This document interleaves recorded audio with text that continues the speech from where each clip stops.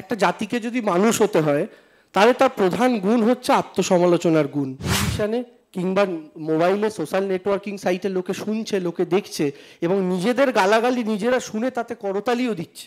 আমাদের একটা রবীন্দ্রনাথ, একটা বিবেকানন্দ, একটা রামমোহন রায়, একটা বিদ্যাসাগর, একটা নেতাজি সুভাষচন্দ্র বসু, এই মানুষগুলো বাংলার মাটিতে জন্মেছেন এবং বাংলার মাটিতেই বাঙালিদের পরিবেশের মধ্যেই।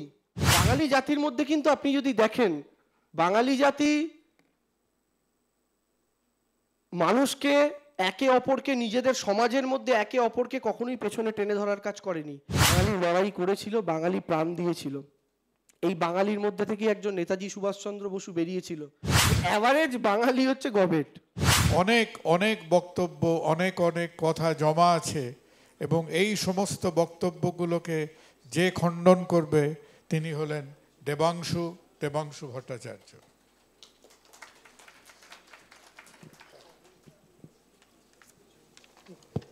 খাতা রয়ে গেছে এটা। এই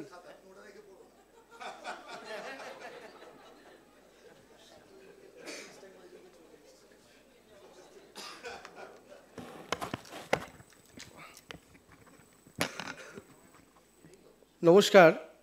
প্রথমেই প্যানেলে উপস্থিত সকলকে আমার প্রণাম জানাই। মঞ্চে যারা উপস্থিত আছেন এবং নিচেও যারা আছেন, শ্রোতারা যারা আছেন, প্রত্যেককে প্রণাম।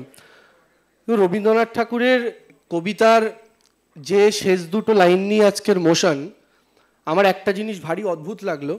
সেই অদ্ভুত বিষয়টা হচ্ছে, এবং এই অদ্ভুত বিষয়টাই কোথাও গিয়ে প্রমাণ করে বাঙালি কেন মানুষ। একটা জাতিকে যদি মানুষ হতে হয় তাহলে তার প্রধান গুণ হচ্ছে আত্মসমালোচনার গুণ। আত্মসমালোচনা না থাকলে আমরা সামনের দিকে গিয়ে যাব কি করে? কি অদ্ভুত দেখুন, আজকের দিনে দাঁড়িয়ে আপনারা প্রত্যেকে জানেন যে এই সভাটার মূল উদ্দেশ্য হচ্ছে বাঙালিকে তেড়ে গালাগাল করা হবে এবং এই প্যানেলের লোকেরাই করবেন। তারপরেও আপনারা প্রত্যেকে কিন্তু শুনতে এসেছেন এবং টেলিভিশনে কিংবা মোবাইলে সোশ্যাল নেটওয়ার্কিং সাইটে লোকে শুনছে, লোকে দেখছে এবং নিজেদের গালাগালি নিজেরা শুনে তাতে করতালিও দিচ্ছে। এটা কিন্তু বাঙালি বলেই সম্ভব। আপনি কল্পনা করুন, মহারাষ্ট্রের মাটিতে বসে এরকম একটা আলোচনা হচ্ছে যে মারাঠিরা মানুষ নয়, আর সেখানে মারাঠিরা বসে হাততালি দিচ্ছে। আপনি কল্পনা করতে পারবেন? আপনি কল্পনা করতে পারবেন না। এই যে বাঙালি এই কাজটা করতে পারে, বাঙালি এই কাজটা, এই আত্মসমালোচনার মধ্যে দিয়ে নিজেদেরকে এগিয়ে নিয়ে যেতে পারে, আত্মশুদ্ধির পথে চলতে পারে, আমার মনে হয় সেটাই বাঙালিকে মানুষ প্রমাণ করার জন্য সবচেয়ে বড় একটা জায়গা। রবীন্দ্রনাথ ঠাকুরের যে কবিতাটা, যে কবিতার লাইনটা নিয়ে আজকের এই আলোচনা, সেখানে কিন্তু বাঙালি করেছো মানুষ করনি বলতে কিন্তু অমানুষের দিকে রবীন্দ্রনাথ ঠাকুর ইঙ্গিত করেননি। কেন ইঙ্গিত করেননি? কারণ এই কবিতারই আপনি যদি পঞ্চম থেকে অষ্টম লাইনটা দেখেন, পঞ্চম লাইন থেকে অষ্টম লাইন দেখবেন, সেখানে বলছে, দেশ দেশান্তর মাঝে যার যেথা স্থান, খুঁজিয়া লইতে দাও করিয়া সন্ধান, পদে পদে ছোট ছোট নিষেধের ডোরে, বেঁধে বেঁধে রাখিও না ভালো ছেলে করে। অর্থাৎ রবীন্দ্রনাথ ঠাকুর বলতে চাইছেন যে অপরিণত ছোট বাচ্চা বা শিশুদের মতো তাকে বেঁধে রেখো না, তাকে গোটা পৃথিবীকে চিনতে দাও, গোটা পৃথিবীকে দেখতে দাও।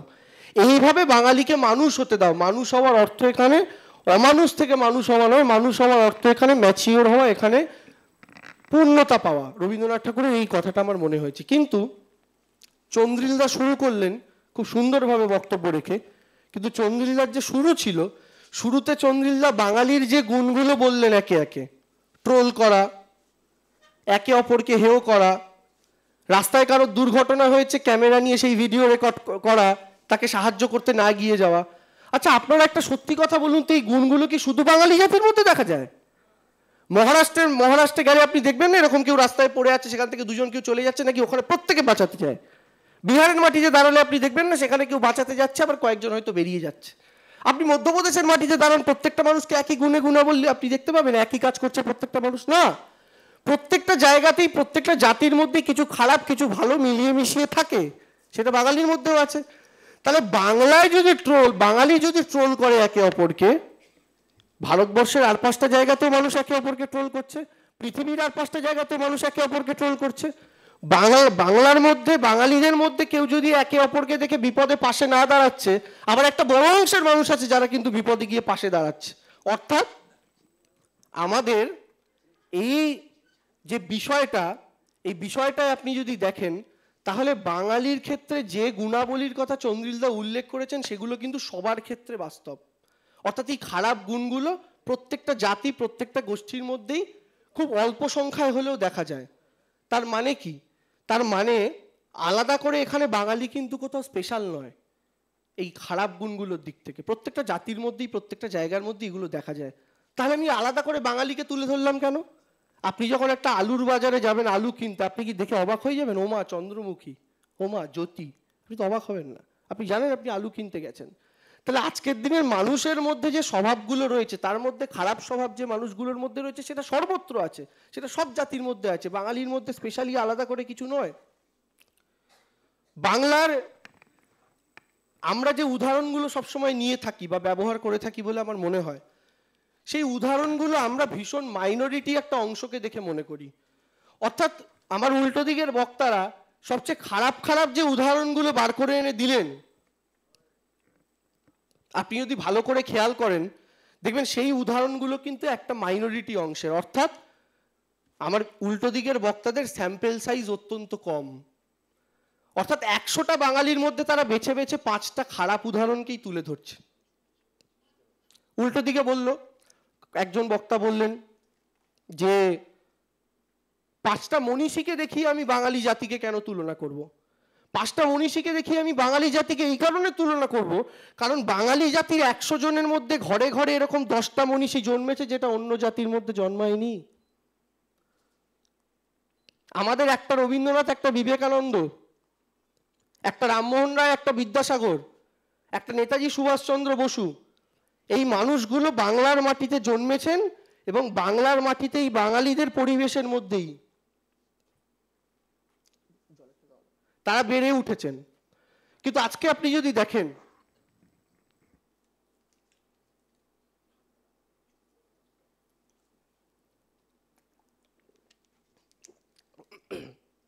স্বাধীনতার ইতিহাস, গোটা ভারতবর্ষের মধ্যে পশ্চিমবঙ্গ এবং আপনি যদি বাংলা দেখেন, বাঙালি দেখেন, সবচেয়ে বেশি রক্ত দিয়েছে, সবচেয়ে বেশি প্রাণ ঝরিয়েছে।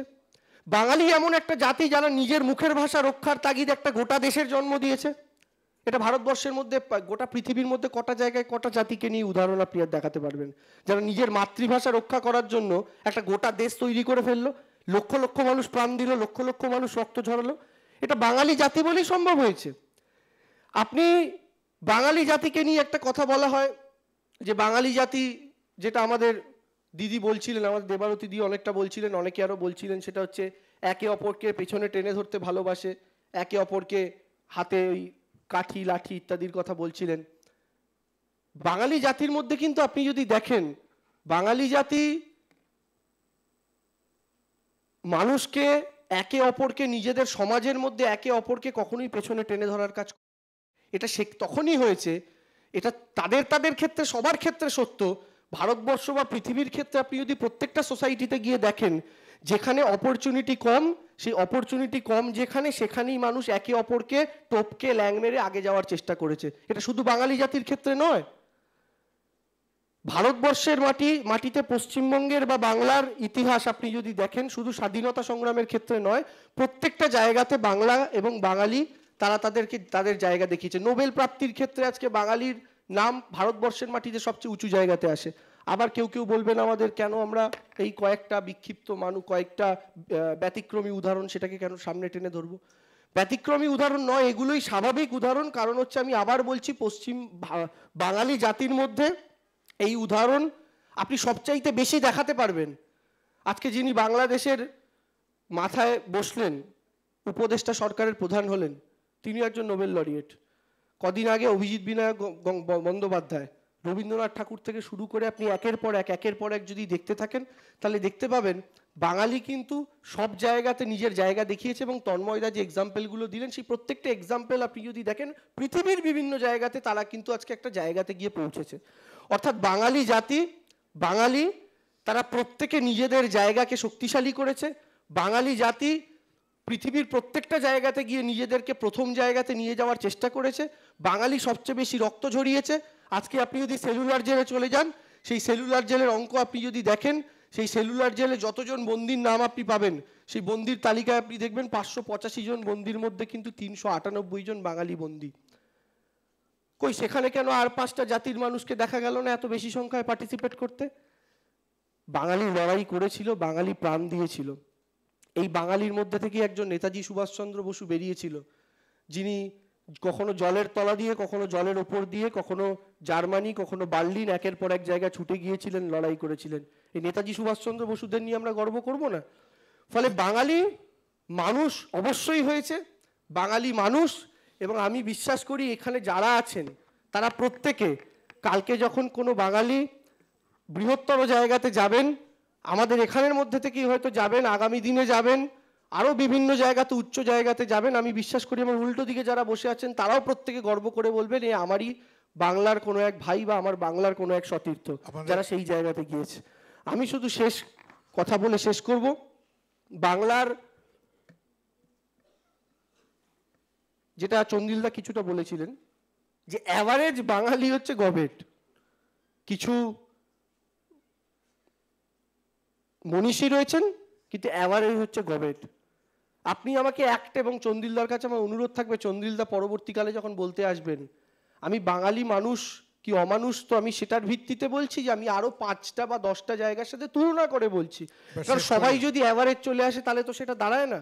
আমি শুধু শেষ একটা কথা বলছি যে বাঙালি অ্যাভারেজ যদি গবেট হয়, আপনি আর একটা জাতি বাঙালি ছাড়া বলে দিন যাদের 99 জন নেতাজি সুভাষচন্দ্র বসু জন্মায় আর একটা গভেট জন্মায়। আপনি এরকম একটা জাতির উদাহরণ আমাদেরকে দেখিয়ে দিন। Thank you.